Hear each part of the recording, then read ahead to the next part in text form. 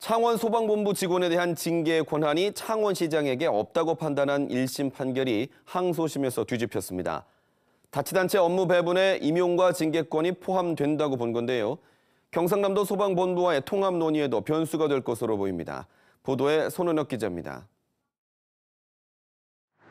2012년 통합 창원시 출범과 함께 경상남도 소방본부로부터 분리된 창원 소방본부. 대도시 시장의 소방 관련 업무에 인사권이 명시되지 않았다는 이유로 창원 소방본부 직원에 대한 징계권이 창원시장에게 없다고 판단한 1심 판결과 달리 항소심은 창원시장의 징계권을 인정했습니다. 지방분권법 입법 취지를 고려하면 자치단체에 대한 업무 배분에는 임용, 징계권이 포함된다고 보는 것이 합리적이라는 겁니다.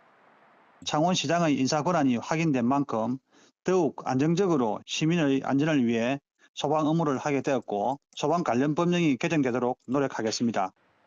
법원의 1심과 2심 판단이 엇갈리면서 경상남도 소방본부와 창원 소방본부의 통합 논의에도 논란이 계속 이어지게 됐습니다. 앞서 국정감사에서 통합 문제가 제기된 뒤 10년 동안 이런 여러 가지 문제점만 야기되고 결국은 이런 정책 효과보다는 아쉬움이 많이 남는다고 저는 판단하는데 이제는 경남 소방본부로 창원 소방 사무를 좀 편입해야 되지 않겠습니까? 경남 소방본부가 창원 소방본부에 경상남도 환원이 필요하다는 의견을 경남도에 제출했습니다. 2019년부터 3년 동안 두 소방본부 간 이첩된 신고 9,800여 건을 분석한 결과 출동 지연이 85초나 발생했다는 겁니다. 경계 지역 신고 처리 지연 문제와 인력 장비 중복 해소, 다른 경남의 시군 소방과의 불균형 등을 이유로 들었습니다. 하지만 창원 소방본부는 반대합니다. 마창진 행정통합의 혜택으로 특별법에 명시된 것으로 오히려 권한과 재정 이행을 위한 법 개정으로 보완해야 한다는 겁니다.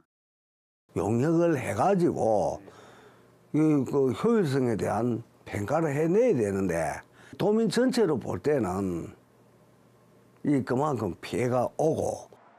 반쪽 운영으로 11년째 시범사업인 창원 소방본부와 경남 소방본부의 통합 논의, 도민 안전과 편의를 중심에 둔 객관적인 연구가 필요하다는 지적이 나옵니다. KBS 뉴스 손원혁입니다.